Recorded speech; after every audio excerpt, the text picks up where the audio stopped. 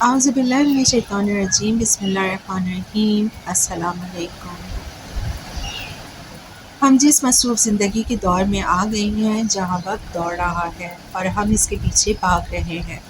دن ختم ہو جاتا ہے لیکن ہمارے کام ختم نہیں ہوتے۔ ہر بڑھتے دن کا سورج پچھلے ادھورے کام کی تھکن کے ساتھ طلوع ہوتا ہے۔ آپ کو یوں لگتا ہے کہ ساری دنیا دوڑ رہی ہے اور آپ کے قدم جیسے وہیں کے وہیں رکے ہیں۔ آپ اس دنیا کی تیزی سے آتے چاروں طرف بنے ایک بھنور میں کھڑے ہوں اور ایسے وقت میں سمجھ ہی نہیں آتا کہ قرآن کو وقت کیسے دیں۔ تو پتہ ہے اللہ تعالیٰ یہ سب پہلے سے جانتا تھا۔ وہ ہزاروں لاکھوں سال پہلے سے جانتا تھا کہ ایک ایسا وقت آئے گا۔ وہ یہ بھی جانتا تھا کہ وقت ایسے ہی تیزی سے گزرے گا۔ وہ یہ بھی جانتا تھا کہ اتنی فاسٹ ٹیکنالوجی کا دور آ جائے گا۔ تبھی تو اس نے 1400 سال پہلے ہی ہمارے اس مسئلے کا حل دے کر حضور پاک صلی اللہ علیہ وسلم کو بھیج دیا تھا۔ پتہ ہے ہمارے اس مسئلے کا حل کیا ہے؟ ہم قرآن کو ان حالات میں کیسے وقت دیں اور اپنی باقی کی زندگی کو بھی ترتیب میں لا سکیں۔ رسول اللہ صلی اللہ علیہ وسلم نے فرمایا کہ جس نے کتاب اللہ کا ایک حرف پڑھا اسے اس کے بدلے ایک نیکی ملے گی اور ایک نیکی 10 گنا بڑھا دی جائے گی۔ میں نہیں کہتا الف لام میم ایک حرف ہے، بلکہ الف ایک حرف ہے، لام ایک حرف ہے اور میم ایک حرف ہے۔ پتہ ہے یہ حدیث ہمیں کیا سکھا رہی ہے؟ یہ ہمیں ہماری ایک غلطی بتا رہی ہے، اور وہ غلطی یہ ہے کہ جب بھی ہمیں قرآن پڑھنے کے بارے میں کہا جاتا ہے یا ہم خود کبھی کوشش کرتے ہیں اسے سمجھ کر پڑھنے کی، اس پر تدبر کرنے کی، تو ہم یہ کوشش کرتے ہیں کہ جلدی سے جلدی ہمیں پورا قرآن سمجھ آ جائے، لیکن ہم اس کوشش میں اتنی جلدی کرتے ہیں کہ ہم 2 دن میں ہی تھک جاتے ہیں۔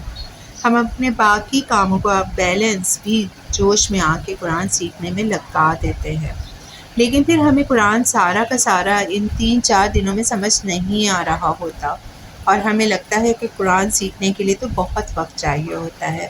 تو ابھی ایسا نہیں کرنا چاہیے۔ قرآن کی حرمت یہی ہے کہ اسے سکون سے بیٹھ کے پڑھا جائے، لیکن پتہ ہے آپ غلط ہیں۔ قرآن سکون کے اوقات میں پڑھنے کے لیے نہیں ہے، بلکہ قرآن ہی تو سکون حاصل کرنے کے لیے ہے۔ وہ وقت جس کی آپ اپنے آگے کی زندگی سے امید لگا کے بیٹھے ہیں کہ یونیورسٹی کے بعد اسٹارٹ کروں گا، شادی کے بعد وغیرہ وغیرہ، تو لکھوا لے۔ آگے کی زندگی اس سے بھی زیادہ تیزی اور مصروفیات والی زندگی ہے۔ اب نہ تھام سکیں گے، قرآن تو لکھ لیں، آگے زیادہ مشکل ہوگی۔ اس حدیث مبارکہ میں آپ کو نہیں لگتا کہ ہمارے لیے ایک سیکرٹ میسج چھپا ہوا ہے؟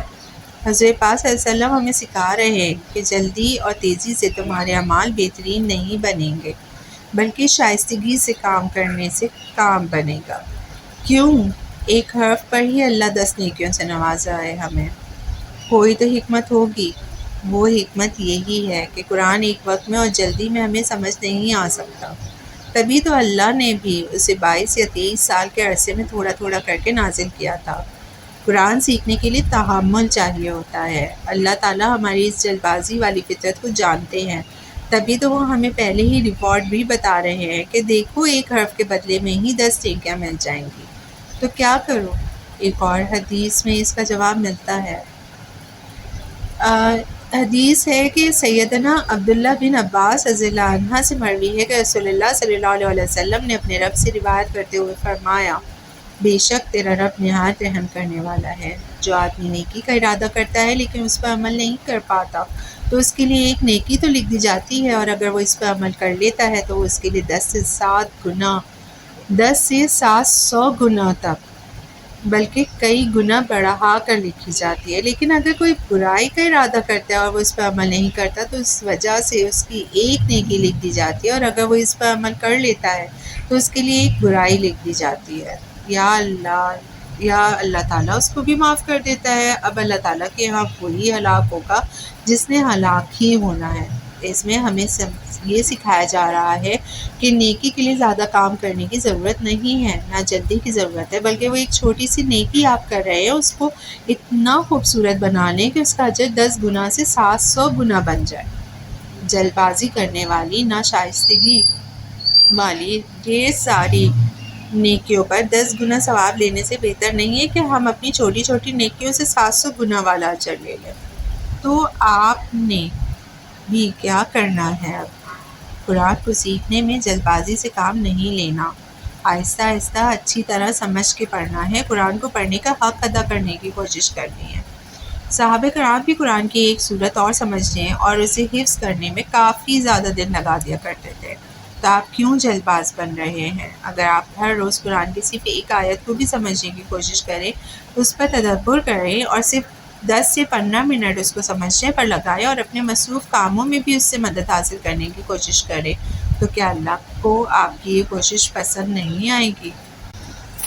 تو کیوں نہ آج سے ہم اس کوشش پر کام شروع کرتے ہیں، یعنی ہم جو ہے قرآن کو ایک ایک آیت کو صرف جو ہے سمجھنے کی کوشش کرتے ہیں اور اس کو اچھی طرح سے سمجھ کر پڑھتے ہیں۔